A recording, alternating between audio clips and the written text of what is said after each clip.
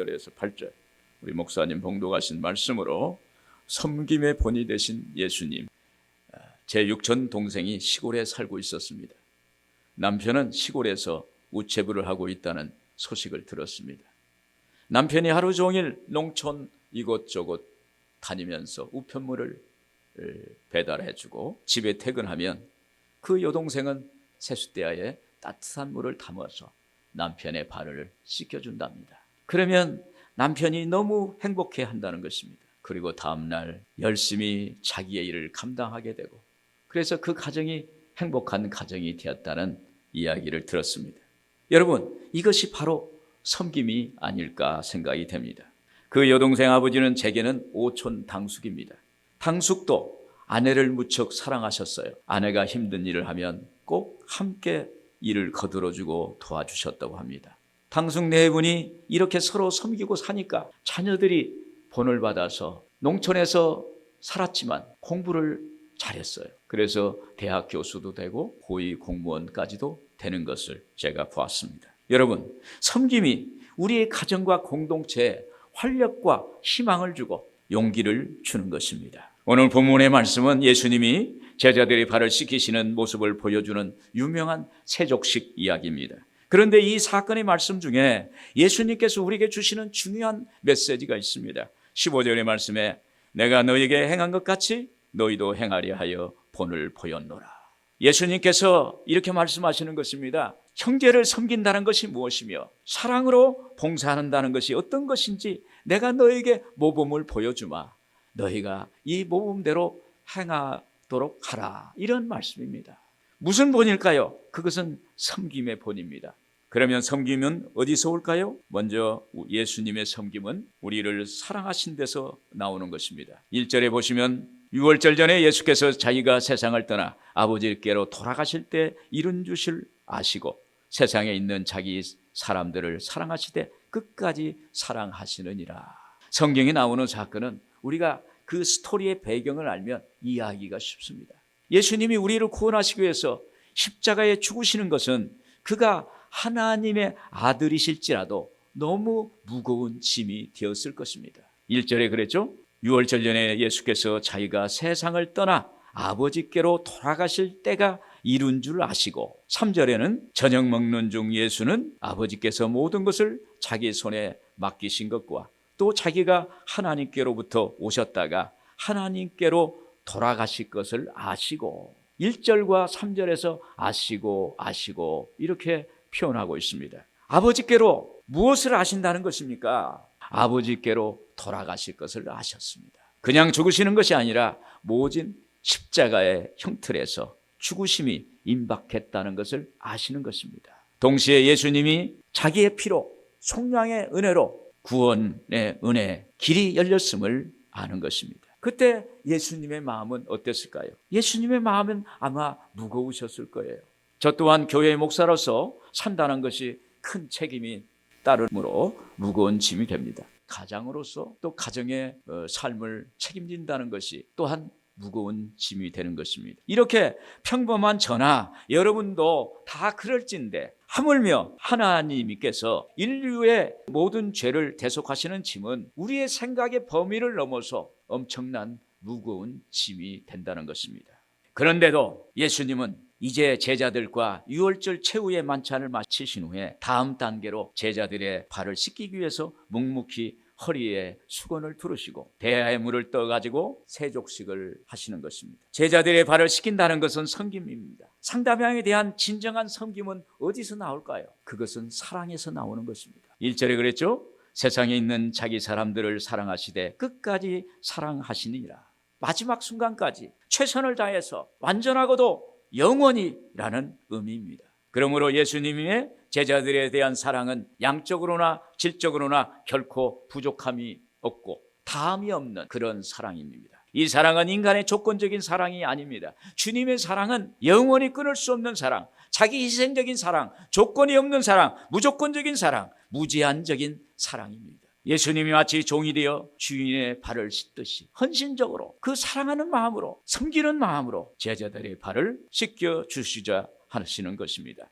4절에 저녁 잡시 드시던 자리에서 일어나 겉옷을 벗고 수건을 가져다가 허리에 두르시고, 여러분, 예수님께 그 사랑이 있어서 제자들의 발을 씻기고 섬길 수 있었습니다. 그 사랑으로 인류의 무거운 짐을 지셨어요. 예수님의 사랑으로만 섬길 수가 있는 것입니다. 그래서 이 예수님의 사랑의 섬김을 받은 베드로는 로마에서 예수님처럼 십자가에 못 박혀 죽으실 수 없다고 해서 거꾸로 매달려서 순교를 당했던 것입니다. 예수님의 사랑의 섬김이 베드로의 심령 속에 심겨져서 그 섬김이 본이 되어서 베드로도 그의 사역을 이뤘고 마지막에는 순교의 삶을 이루었던 것을 우리가 보게 되는 것입니다.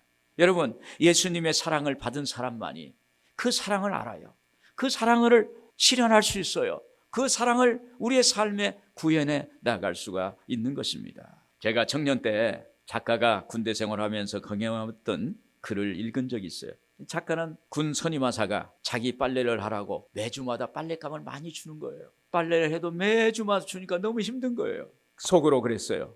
이 작가는 다른 사람들과 의식이 깨어있는 사람이므로 아무리 군대라도 그렇지 받아들일 수가 없다고 생각을 했어요. 그러나 현실은 군대이므로 어쩔 수 없어서 내과에 가서서 빨래를 했어요. 아무리 빨아도 빨리지도 않아요. 그래서 나중에는 옆에 있는 돌을 주워가지고 누런 팬티를 돌로 때립니다. 그러면서 그 순간에 그 작가가 이런 표현을 해요. 거기서 희열을 느꼈다, 이런 표현을 하는 거예요. 팬티에 구멍이 안 날 정도로만 돌로 찍었답니다.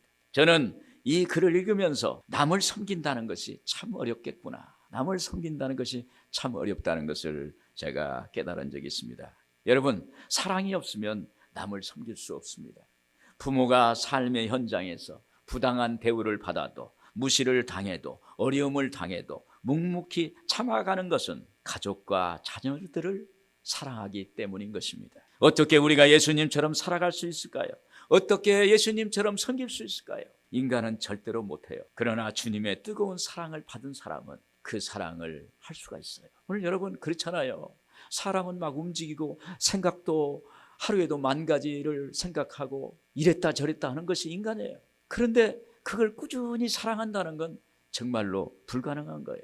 그러나 예수의 사랑을 받은 사람은 그 사랑으로 우리는 사랑할 수가 있고 섬길 수가 있는 것입니다. 그 섬김의 본을 받고 사랑할 수가 있는 것입니다. 섬김은 사랑의 한 표현의 방법이에요. 여러분, 누가 고맙다고 하면 그 고마움을 받으세요. 어느 권사님 집에 제가 신방을 했는데 그분이 수술을 했어요. 권사님 구역의 젊은 여자 집사님이 초등학교 자녀들을 통해서 김치를 담아서 보냈어요. 그러니까 장로님이 너무 고마워서 권사님도 고맙고 장로님이 그 빈 그릇에다가 돈을 10,000원짜리를 담아서 어린 초등학생에 보내더라고요. 그래서 제가 보고 저런 방법도 괜찮겠다. 받았으니 또 돌려주는 거예요. 그런 모습이 저에게는 참 보기가 좋았습니다. 여러분, 우리도 주님의 그 다함이 없는 사랑을 받았으니 우리도 그 사랑으로 남을 섬기는 것입니다. 그 사랑에 감격했으니 그 감동을 받았으니까 몸으로 표현하는 것입니다. 거기에서 예수님의 향기가 나타나는 것이에요. 주님의 사랑으로 여러분 섬김의 삶을 살아가는 여러분들 되셔서 아름다운 삶이 되기를 바랍니다. 이어서 예수님의 섬김은 몸소 희생을 보여주시는 것입니다. 5절 말씀을 같이 보겠습니다. 이에 대야에 물을 떠서 제자들의 발을 씻기시고 그 두르신 수건으로 닦기를 시작하여, 예수님은 최후의 만찬을 하신 후에 일어나셔서 겉옷을 벗으시고 대야에 물을 담아 오신 후에 허리에 수건을 차고 무릎을 꿇은 채 제자들의 발을 한 사람 한 사람씩 씻어 나갑니다. 그리고 닦아주십니다. 예수님께서 제자들의 발을 씻긴다는 것은 자기의 자존심을 내려놓는 거예요. 자기가 낮은 자리로 앉는 것입니다. 종의 모습이 되는 것입니다. 그리고 자기의 시간을, 자기의 수고와 헌신을 드리는 거예요. 자기의 희생을 몸으로 드리는 것입니다. 이것은 주님이 보내심을 받은 뜻을 이루기 위함에 합니다. 여러분, 사명이 있고 삶의 목적이 있고 삶의 목표가 있으면 뭔가 그것을 위해서 희생하게 돼요. 왜 그러냐? 그것을 이루기 위해서는 내가 뭔가 투자도 하고 헌신도 하고 수고를 하는 것입니다. 여러분, 십자가에 죽으시면 되는데 그 전에 왜 세조식을 하셨을까요? 예수님께서 인류를 위해서 죽어야 하는데 제자들에게 아무리 십자가의 죽으심과 부활을 이야기해도 제자들이 이해가 안 되는 거예요. 제자들의 귀가 열리지 않아요. 제자들의 마음의 문이 열리지 않았습니다. 받아들이지 않는 거예요. 그래서 예수님께서 그들을 이해하시려고, 그들에게 알게 하시려고 예수님께서 제자들의 발을 씻기고 닦는 세족식을 하시는 것입니다. 여러분, 사람이 처음으로 다른 사람의 발을 씻길 때 묘한 감정이 생겨요. 그런데 조금 시간이 흐를수록 상대방이 섬김의 느낌을 공감하게 되는 것을 알게 됩니다. 이제 예수님이 종의 모습으로 제자들을 발을 씻기고 닦아줍니다.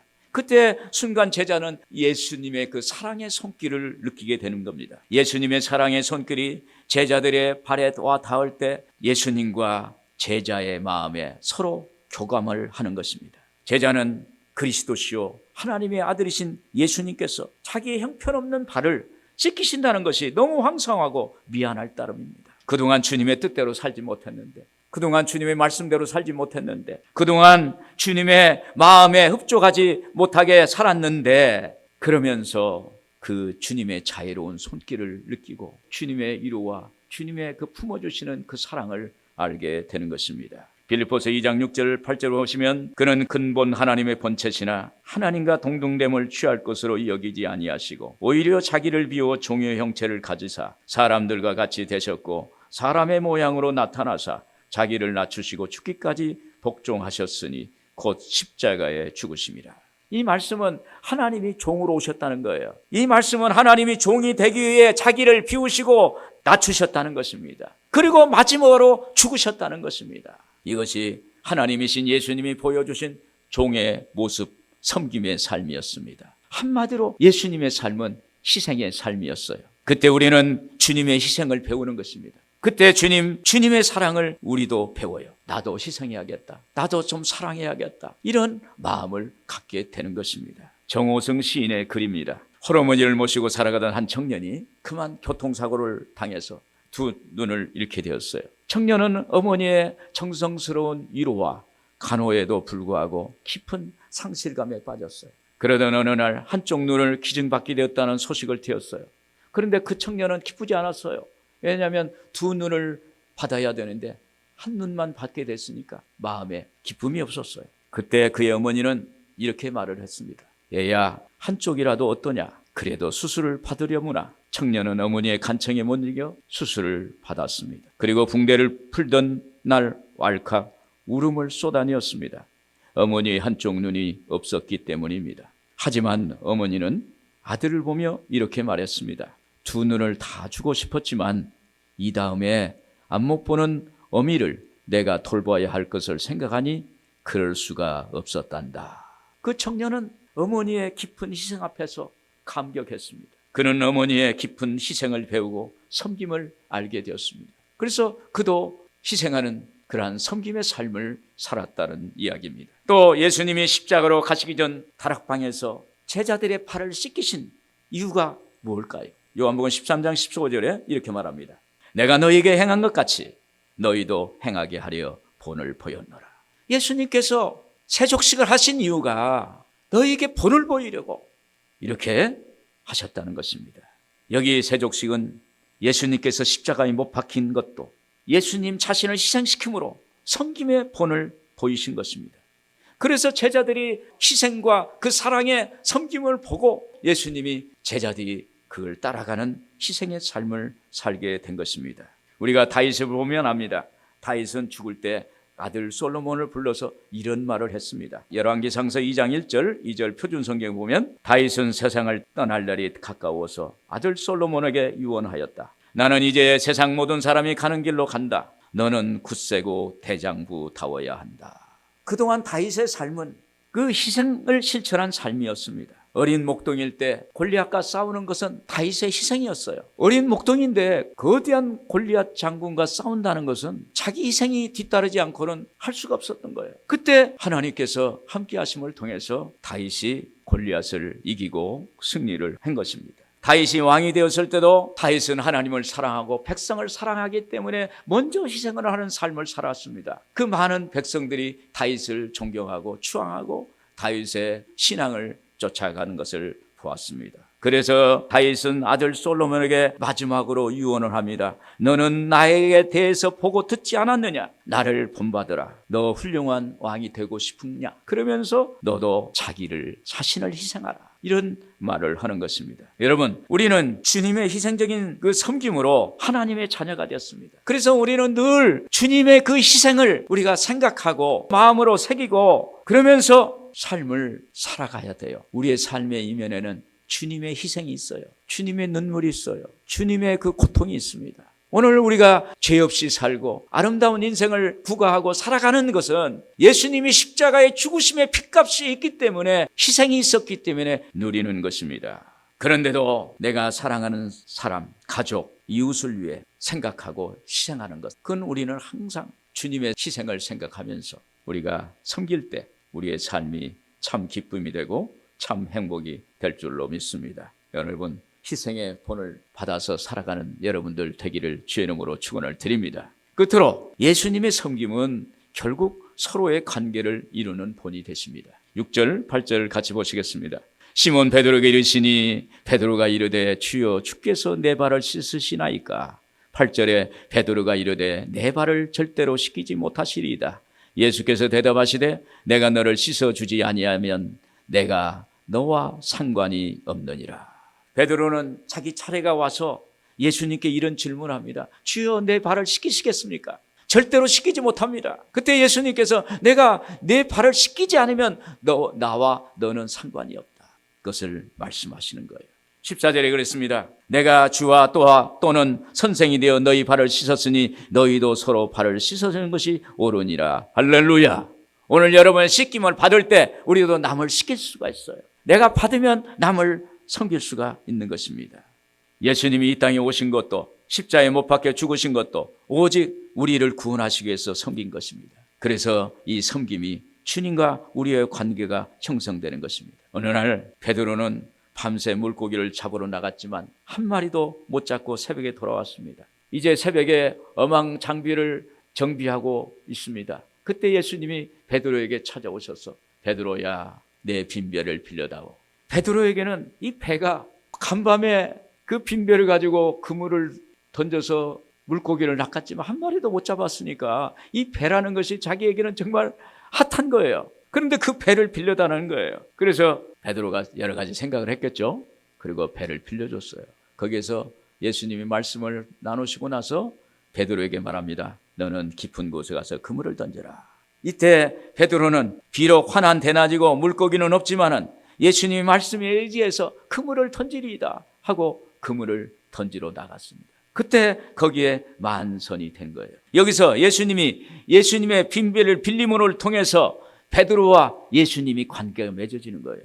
여러분, 세족식도 예수님의 제자의 발을 씻김을 통해서 관계를 맺어지는 거예요. 그래서 오늘 여러분, 예수님이 우리에게 다가와서 예수님이 십자가의 죽으심을 통해서 우리와 관계를 맺기를 원하세요. 오늘 여러분, 주님과 좋은 관계가 되기를 바랍니다.